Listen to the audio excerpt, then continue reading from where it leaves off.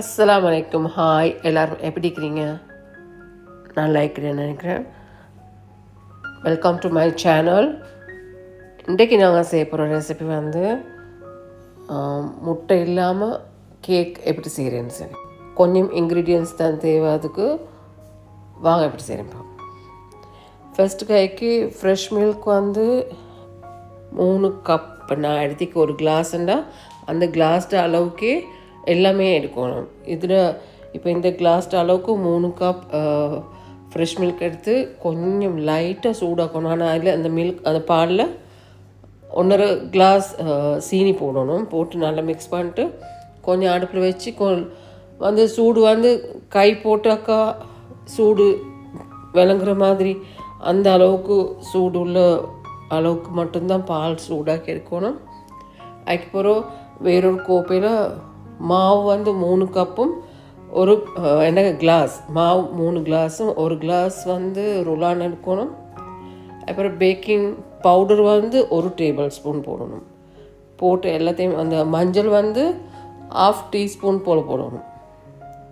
போட்டு எல்லாத்தையும் நல்லா மிக்ஸ் பண்ணிவிட்டு நல்லா கையில் நல்லா மிக்ஸ் பண்ணிவிட்டு அப்புறம் இது கீ சரி இல்லாட்டி எண்ணெய் சரி எண்ணெய்க்கா தேங்காயோ எண்ணெய் என்றாலும் கவரில் கீ என்றாலுமோ தேங்காய் என்றாலுமோ 1/2 கிளாஸ் எடுத்து அதுவும் போட்டு நல்லா மிக்ஸ் பண்ணிவிட்டு பாலை ஊற்றி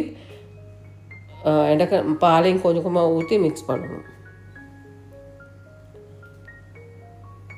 எல்லாம் நல்லா மிக்ஸ் பண்ணிவிட்டு மிக்ஸ் ஆகிட்டு போகிறோம். எனக்கு பால் எல்லாத்தையும் ஒருமிக்க ஊற்றாமல் கொஞ்சம் ஊற்றி மிக்ஸ் பண்ணிட்டு மக்கியது பேலன்ஸ் ஊற்றணும்.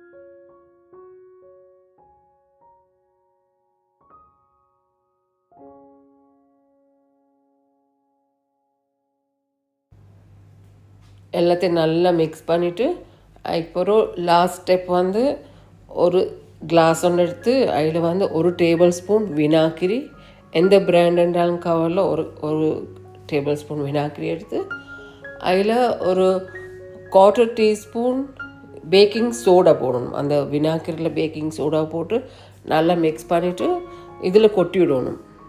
கொட்டிட்டு அதையும் சேர்த்து நல்லா மிக்ஸ் பண்ணணும்.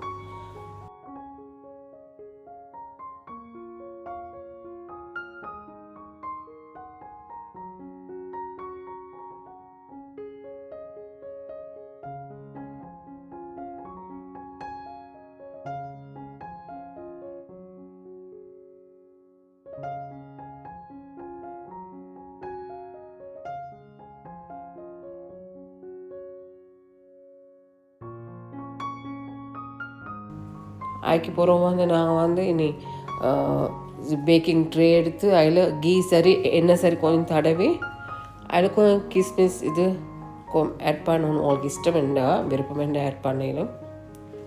கிஸ்மிஸ் போட்டு இந்த இது அதில் ஊற்றிடணும்.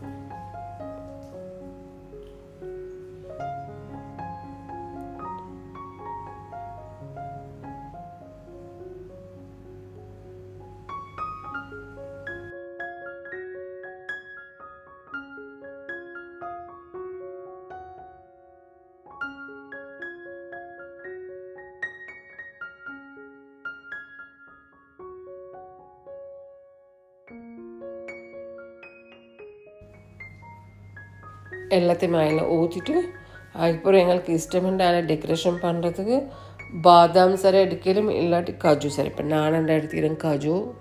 எங்களோட இது ஆசை சுட்டி காஜு தின்ன காஜு அதில் ஒஸ்கால ஆஃப் இது கட் பண்ணி போட்டுக்கிறேன். போட்டுட்டு ஓவனில் போட்டு ஒரு 25 மினிட்ஸ் போல் 2 ஒஸ்கையும் கீழேயும் சூடு போட்டு 25 மினிட்ஸ் போல் இது பேக் பண்ணி எடுக்கணும். அதுக்கப்புறம் பேக் பண்ணி முடிஞ்சதுக்கு அப்புறம் இந்த இது சீனி சிரப்புக்கு தானே எங்களுக்கு அவசரத்துக்கு அப்போவே செய்யலாம்.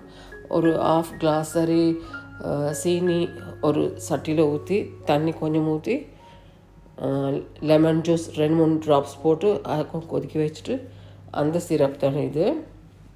அண்ட் அந்த சீனி சிரப் வந்து ஒசக்கையால் அப்ளை பண்ணணும். முடிஞ்சதுக்கு போகிறோம், பேக் பண்ணி முடிஞ்சதுக்கு போகிறோம். சிம்பிளான ஈஸி ரெசிபி, எல்லோரும் செஞ்சு பாருங்கள். நல்லா இருக்கேன்னு சொன்னால் கமெண்ட் பண்ணுங்கள். தேங்க்ஸ் ஃபார் வாட்சிங்.